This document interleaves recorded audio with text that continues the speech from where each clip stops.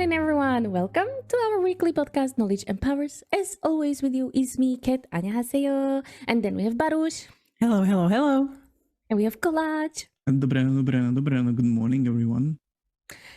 Maybe, just maybe, I will start including more Korean words because my learning progresses. And in these past 2 weeks, we got so much homework that even my husband was shocked, like how much homework we have. He was just like, oh my God.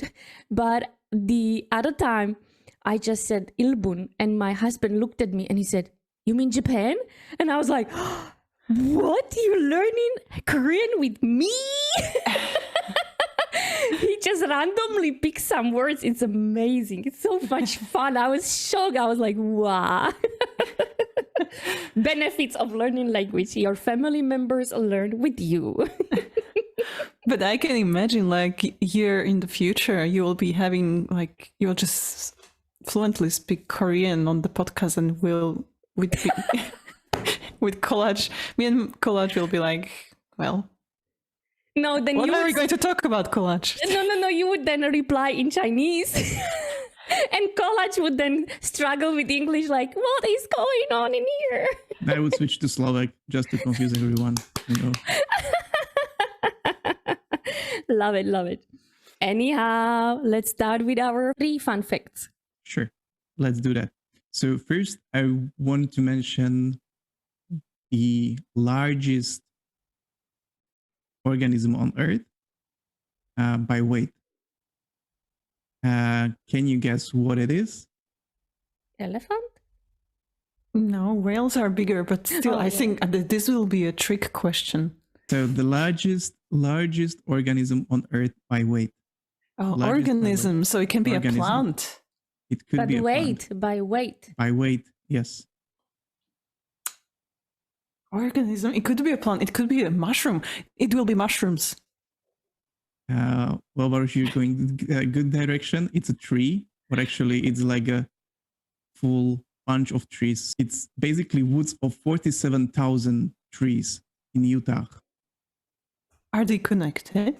Yes, it's all one single organism. So it's like just one organism connected throughout the roots. Mm-hmm.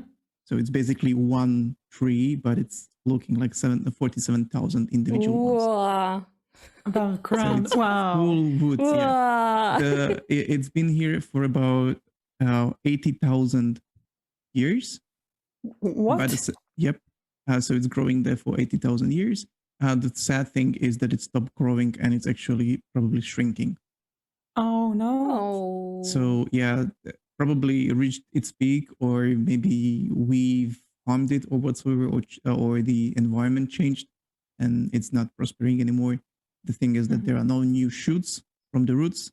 So yeah, it's kind of stagnating. So on the other hand, Avatar was right. The tree talk to each other. They do, but it should be a different thingy.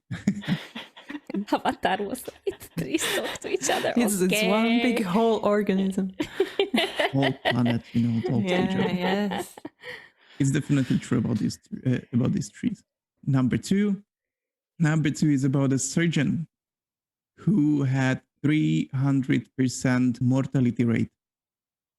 Did he kill people 3 times? Was he a serial killer? No, he wasn't. Well, he wasn't a killer. Basically, it ended up that way. Not in series and not a one person, but 3 at the same time, basically. So when he was performing surgery on his patient, it was on a battlefield. It was supposed to be a showcase. He was so much in a hurry that he cut fingers of the person helping him, together with the leg of the with the wounded soldier or whoever that was. The wounded person bleeded out. The person whose fingers were cut got poisoning and died afterwards. And one person in the audience couldn't handle the stress of the watch, so he died of the heart attack. Is this some dark joke? It's not Sounds a like it. joke. It's like not really fun, but it's a fact. Which war? Which war? Yeah, I think it's very long ago, right? Like a Second World War or even earlier. I don't have it in my notes which war it was. It was Surgeon Robert Liston, so you can find him out. I'm going to Google it. I need to know. Yeah. He was known to be, really fast surgeon. In this case, well. All right. He was born in 1794. Yeah. Number 3. Number 3 is a bit about language. And you probably know how you call a group of animals, or some of those at least. So Mammals? how do you call a group of wolves, for example? A pack. A pack. Yeah, a pack of wolves. Yeah. How do you call a group of bees or some other insect? Swarm. Swarm. Great. Is this English lesson?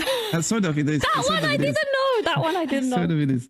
How do you call a group of owls? A parliament. Is there Really? such thing? It's a parliament of owls. Yeah. How do you call a group of cats?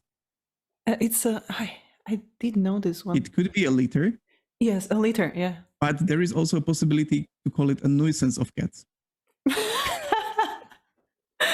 Where Because- did that come from? It was during the period when cats were really hunted down because they were supposed to be like connected to Satan and demons and everything like that.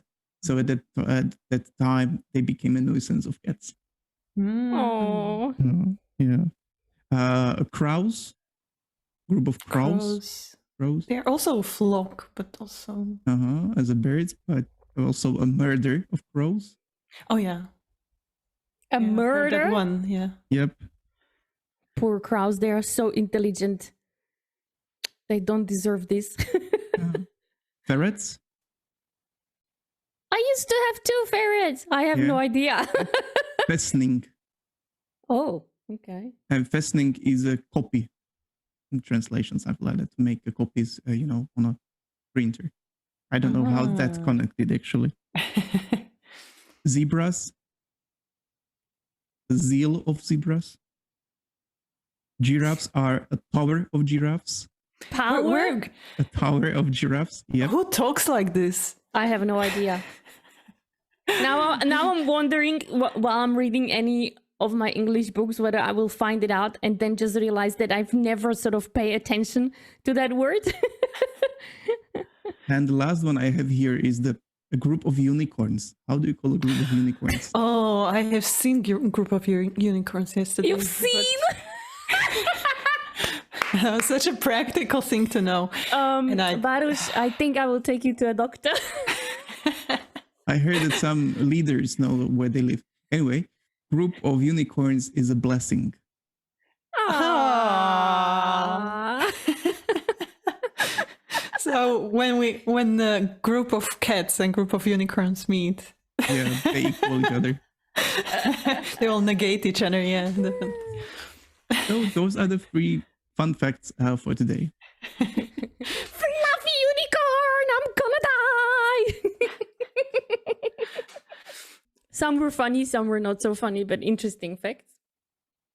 And today's topic is we continue with the project management. And today we're going to talk about different project management methodologies, artifacts, frameworks that you can use while working on a project.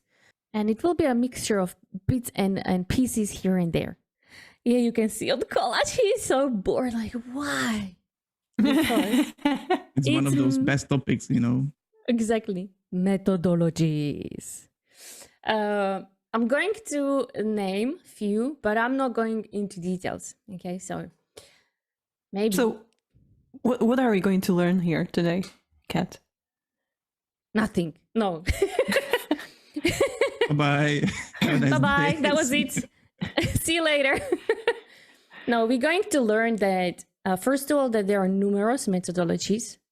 Second of all, you shouldn't use just one methodology for everything. That's why we have variants. And you should use them wisely and whenever it's appropriate and needed for the project. So that's what we're going to learn today. So I'm just going to name a few. And you tell me then afterwards which one you've heard before. waterfall, agile, crystal methods, dynamic systems development method, extreme programming, feature-driven development, lean development, Kanban, Scrum. I don't know one of these, and I forgot dynamic something. Dynamic systems development method. I never heard of that. I'm really interested what that is. I will not answer you. Oh no. Well, that escalated quickly. I don't know why she thinks I'm super wise. I know everything. So how we will know which one to use if we are not going to go into details? So why I'm opening this topic is really, and you guys know we've worked in different corporations. It's really important to understand that you don't even need to know the names of the methodologies, but just to keep in mind that there are different methodologies. And when you are working on a project or going to work on a project, and maybe you're familiar with Agile or design thinking or Scrum or whatever, and somehow you would see that it doesn't fit to that project to be successful, that you go and Google or you go and search and investigate, or maybe speak to other project managers and discuss other possibilities. Like, I'm learning every day as well, and I'll just give you another example. Even tomorrow I'm having an ideation session, and my colleagues came with the idea to use Scamper, and I was like, what? Like, I've never heard of it. And they said that's like one of another brainstorming methodologies, and it evolves, right? So it's really important that if you are in any project managers, or if you are in any project management, also the methodologies evolves, or the project management evolves, and it's a constant learning. So it's really go and search whatever would be the best for the project, but don't stick. Like, what I've seen is when organizations just decide to use and go based on just one methodology. Mm-hmm. And then they go to another extreme when they learn about a different methodology, and then they make a decision. And now let's move everything to this methodology. No, that will not work. With which of those methodologies you are most familiar with? It's waterfall and Scrum from my side. Mm-hmm. Collage? I'm not sure that I would say that I'm familiar really too much with any of those. Mm-hmm. Like, I've delivered some projects, I delivered some, but I don't know if I've used any specific framework for that, whether it's waterfall or Agile or Scrum or Kanban. For me, if I look at the waterfall one, and it's very self-explanatory. You have step 1, step 2, step 3, step 4, step 5, step 6, step 7. You never go back. It's actually pretty comfy, because it's just like 1, 2, 3, 4. You don't feel that stress and the hectic and innovation and changes and da-da-da. The stress comes at the end when you realize like it's not all going that well. Or it's not successful. At all. At all. You don't meet the wished target. But during the process, nothing is like ding, ding, ding. Yeah. Also, I want to say, like Kolach mentioned, that he isn't like really focusing on, I'm using Kanban or I'm using this. So there are some also bits and pieces that either lived separately or later were moved under Agile, whatever we can call it. And you can use it literally anywhere or anytime when it suits you. So for example, one I like, if you are a group of people, and we all love democracy, we all love that we start arguing, but it can happen that you will simply not agree on something, right? That you disagree. And then you can bring the doting voting. I love that one. It's really nice. So what it is, you can have, let's say, ideas on stickers, and you will provide to each person 3 points. And each person can either give all these 3 points to one idea, or they can spread these 3 points to 1 point here, 1 point there, 1 point there. And these points you can either have as stickers or using some colorful pen or whatever. And then each person goes to that idea and then provide the voting. And then collaboratively, you look at the wall and you see which idea has the most dots. And that one won. And you all agree, okay, that one has the most votes. Let's go with that one. That's pure democracy right there. And the rest just need to adapt to what the majority voted for. It was really nice. Another one I like, yes? And it has a lot of plot holes, which can go wrong, you know, exactly. when it comes for the democracy. So you need to be careful with the dot voting about who is actually voting, because you might have nice ideas, but for example, if you are voting about how easy something to do and the right people are not there, the voting is going to end up, you know, incorrectly. Or what happened to our team, previous team, is people voting on stuff they didn't understand and topic was not related to their job role. So basically they were deciding about somebody else's fate in work without actually understanding the subject matter. So yes, it's very important who is your audience and what they're deciding. Right people, right place. Another one I like, which is called like retrospective, and it's like a circle. I think it's called retrospective. Repair me if I'm wrong. It's like a circle that you divide onto halves. One is what you need to stop or want to stop doing, and one you want to continue doing. And basically, again, people are saying what they want to stop doing in that project or whatever, and then what they want to continue. And then collaboratively, you agree. Of course, again, you need to have the right people there also who understand and see the whole view or whole picture. Because if in case you would put something into stop, but it has a bigger impact on something, you definitely need to have that person who will say that's not possible because of blah, blah, blah.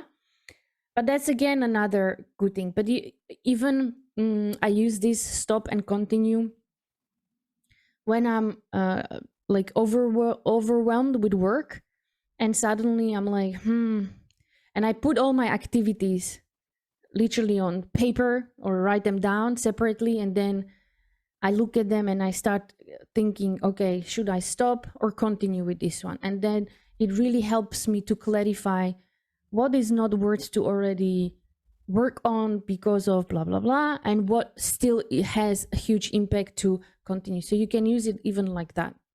Mm-hmm. Yeah, I think that the original title is Stop, Start, Continue. So there is also the third part where there is ideation about what you need to start doing. So not just stop doing or continue, but also new ideas or new things to start. Also, for example, when you have process, and there is a Lean Six Sigma for that, for example, that helps to identify wastes, like where you are spending time or there is a time that is not used correctly or literally wasted, that you can then use and figure things out and change it, innovate, etc. So